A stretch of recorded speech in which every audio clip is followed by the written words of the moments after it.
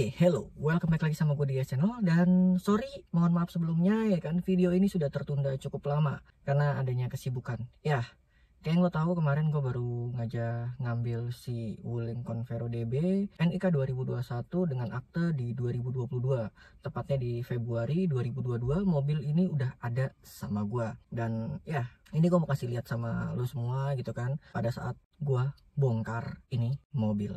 Dan oke, ini adalah mainan baru ya kan yang kemarin baru dapat. Tapi sebelum gue mau detail, yuk mari kita bongkar-bongkar dulu. Hal yang paling menyenangkan dari mobil baru yaitu kita unboxing. Plastik-plastiknya kita bukain ya kan. Jadi masih berasa banget mobil baru. Walaupun nggak sebenarnya 100% baru. Karena mobil ini sudah banyak yang make gitu kan, yang tipe 2021 rakitan baru. Kita bongkar. Seneng banget ini versi sobek menyobek. Udah kayaknya 2 tahun ya gue nggak sobek-sobek kayak ginian. Bapak kalau baju biasanya disobek-sobekin begini nggak, Pak? Oh enggak, Pak, itu Bapak, wah Bapak pelanggaran. Itu kalau yang itu lain, Pak, biasanya, Pak. Kalau mau narik-narik paksa gitu, Pak, itu Bapak kan sepertinya beda, Pak. Nanti kita bakal detail abis kita sobek-sobek ini karena ini satisfying banget. Walaupun nggak ada yang bisa dikelet-kelet ya, karena ini nggak ada yang ditempel-tempel gitu. Nah, kalau yang belakang sengaja gue diemin dulu karena ini nanti takutnya kalau perlu buat bawa barang, ininya aja yang gue buka dikit biar bisa dilipet joknya. Nah, sampahnya kita simpan dulu. Kita lanjut ke jok tengah. Nah, kita bakal bongkar yang tengah ini. Satisfying banget. Satisfying banget.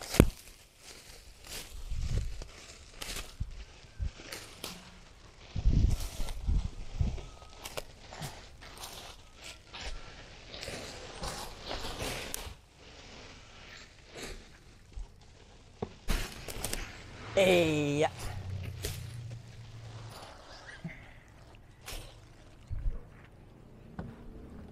Oke, nah itu tadi proses satisfying ya kan, yang dimana lu nggak bisa lakukan itu setiap saat. Dan ya menurut gue cukup menyenangkan gitu kan, lu ngebuka, lu unpack gitu kan satu mobil baru yang masih bau dealer atau bau plastik baru. Itu satisfying banget kalau buat gue. Dan ya sesuai janji gue mau detailing sama teman-teman semua bedanya apa sih yang di NIK 2021 sama yang di 2019 ke atas, mungkin khususnya di yang versi double blower beserta dengan plus minusnya. Nah, gue mau mulai bahas dari yang banyak orang tahu dulu gitu kan.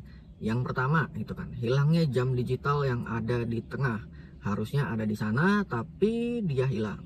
Poin kedua, hilangnya soket USB yang ada di row ketiga. Itu yang banyak orang notice. Tapi di sisi perplastikan atau di sisi dari dashboard ya atau konsol-konsol gitu, banyak juga bagian-bagian yang terkesan tidak rapi, seperti barang ceban 3. Banyak cuttingan-cuttingan yang menurut gua kayak kelebihan cutting atau ya QC-nya kayak tanda kutipnya nggak beres. Asal dibikin. Jadi menurut gua kualitasnya menurun. Nah, gua sih sebenarnya nggak punya hak komplain gitu karena gue belinya cuman gerobak kasta terendah.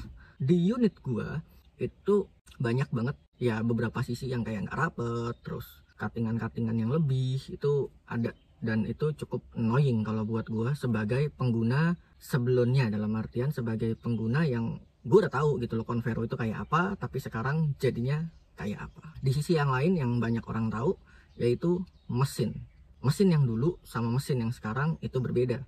Bisa dibilang mesin yang sekarang adalah mesin Convero generasi sebelum yang menggunakan DVVT dengan ya tenaga yang lebih kecil dan ya power atau torsi yang juga lebih kecil juga. Jadi agak sedikit tricky untuk dibawa. Fun fact-nya, dalam kota bisa lebih irit untuk yang nggak biasa nyekolahin kaki. Tapi kalau yang biasa nyekolahin kaki ya bedanya nggak terlalu jauh, malah bisa lebih irit yang lama kalau menurut gua pribadi. luar kotanya pun juga menurut gue lebih irit yang lama dibanding yang baru. Karena for your information, unit gue ini udah sampai ke Bandung, sampai ke Jogja, sampai ke Semarang, sampai ke Batu, bahkan ke Malang itu udah pernah. Makanya odometer udah cukup tinggi pada saat video ini gue buat. Sebenarnya gue pengen buat pas baru-barunya, tapi ya you know lah, nggak sempet. Dan buat sebagian orang nggak tahu nih, gue bilang ada pasti yang notice tapi banyak yang nggak. Unit Convero yang baru itu lebih tinggi, itu yang pertama. Dan yang kedua, suspensinya lebih keras. Dan yang ketiga, suspensinya cukup membahayakan apabila dalam kondisi kita kosong atau cuman orang 2, orang 3 itu kita pompa bannya sesuai dengan yang ada di pintu. Kenapa gue bilang bahaya? Karena pada saat lu jalan di kecepatan tertentu, dalam artian di atas 40 atau di atas 50, ada beberapa speed bump ya. Tahu kan speed bump yang putih-putih itu? Nah, itu kan tingginya nggak sama tuh. Ada yang tinggi, ada yang pendek tuh. Nah, kalau pas dapet yang rada tinggi atau yang tinggi gitu kan, lu lewat tuh yang speed bump berjejer, belakang lu bisa melintir. Percaya atau enggak, itu apa adanya. Itu yang gue alamin. Solusinya gimana? Gue kurangin tekanan ban tidak sesuai dengan yang di pintu. Gue kurangi 1-2 PSI dari yang seharusnya. Itu mobil jadi lebih bisa dikontrol. Tapi ya bahan bakar jadi agak sedikit lebih boros karena tapaknya lebih lebar. Tapi sisi lain dari yang lebih tingginya ini, gue bilang enak sih kalau buat nerjang-nerjang banjir dan lain-lain. Lu agak sedikit lebih pede karena lumayan bedanya hampir 4 jarian. Jadi kalau buat jalan-jalan tertentu lu bisa ya kondisi banjir atau ada lubang yang gede-gede nggak gasruk lah istilahnya. Tapi kalau buat komuter itu annoying karena efek dari tingginya itu ya lebih keras. Dan suspensi keras itu menurut gua annoying karena kalau gua mau pakai buat usaha, apalagi untuk rental dan lain-lain, itu bukan opsi yang bagus.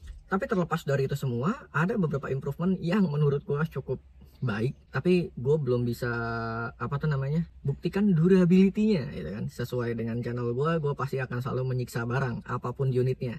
Berhubung sekarang gue baru punya Wuling 2 ekor, jadi cuman Wuling 2 ekor yang gue siksa gitu. Nah, improvement yang gue dapat itu yang pertama, itu gue tidak mendengar lagi suara air di atas ini nih, di double blower belakang. Ya menurut gue cukup baik gitu kan, tidak annoying, tidak berisik, tidak ada suara air ngocor. Kondisi atau side effect-nya dari hilangnya suara air di atas ini, itu yang gue belum tahu, karena itu pasti ada yang diubah. Apakah ditambah peredam atau dikurangi apanya gitu kan, atau diganti apanya jadi bisa itunya hilang, gue nggak tahu. Tapi nanti kita bakal cari tahu bareng-bareng. Siapa tahu gitu kan lebih awet dan bukan bikin lebih rewel.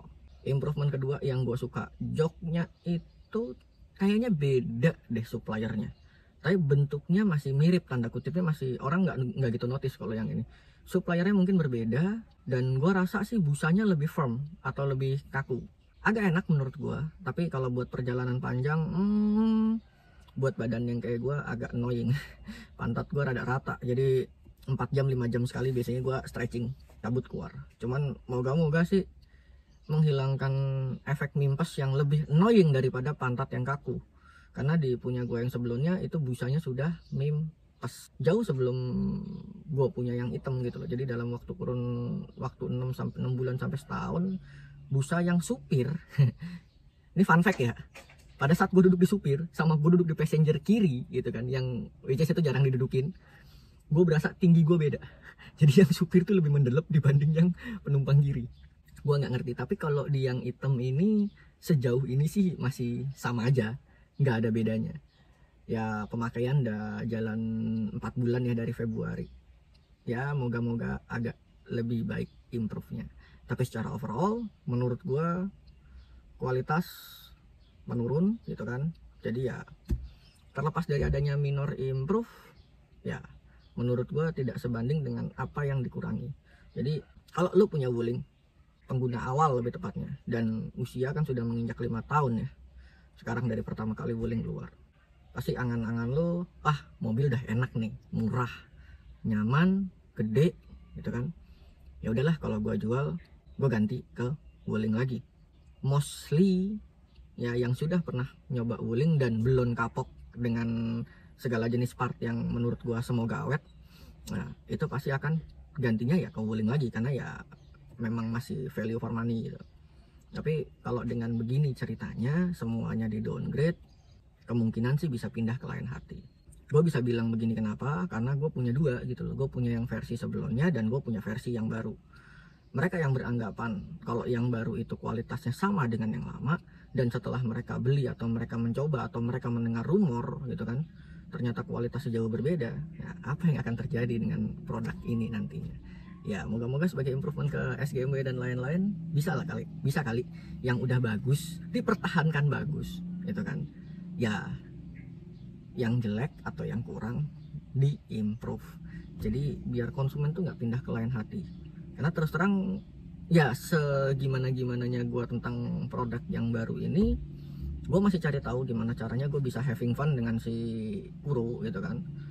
Sama kayak gue having fun waktu gue punya si putih yang gue kasih ke bokap.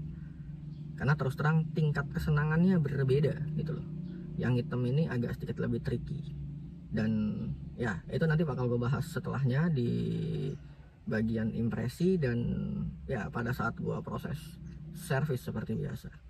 Karena sudah mulai ada beberapa parts yang bermasalah walaupun odometernya baru 16.000. Believe it or not, it happen, it real, dan beda banget kasusnya sama yang di putih. Ini spesies baru menurut gua, look like-nya mirip kayak 1300 cc bukan 1500 lagi, walaupun masih dengan torsi yang lebih besar, tenaga yang lebih besar, dan ya, kekuatan yang cukup oke lah menurut gua kalau dibanding dengan kompetitor di harga sekelas ini. Tapi ya udahlah ya, ini adanya, nikmatin kondisinya, moga-moga unit berikutnya lebih baik. Karena namanya masih bikinan manusia, pasti masih ada kesalahan dalam produksi dan desain dan lain-lain. Ya nikmatin aja, dan moga-moga si Kuro bisa tetap awet selama gua siksa dan gak rewel-rewel amat. So, thank you for watching. Gue bakal balik lagi dengan beragam keluhan, beragam kisah, dan sejuta keseruan bersama si Kuro dan si putih yang gua rawat bareng sekarang, ya kan. Dan ya keseharian gua nyiksain mobil jadi mobil rental, jadi mobil shuttle, dan jadi mobil armada online juga tentunya. Dan kita bakal lihat di akhir tahun atau tepatnya di setahunnya dia udah berapa kilo nih mobil. So pantengin terus, jangan bosan-bosan lihat muka jelek gua. Moga-moga informasi yang gua kasih ini berguna buat teman-teman semua, terutama yang buat yang mau ngerintis usaha. Karena nggak bisa dibohongin gitu loh. Merek satu ini nih merek yang cukup unik dan ya perusak harga pasar, tapi menguntungkan buat pengusaha kecil kayak kita. Jadi dompet lo nggak gatel ya, nggak, masih enak buat ngerawat ya. Dan ini gue bisa bilang mesin uang terbaik lah kalau buat gue. So gue cabut dulu, kita ketemu di video berikutnya. Bye bye.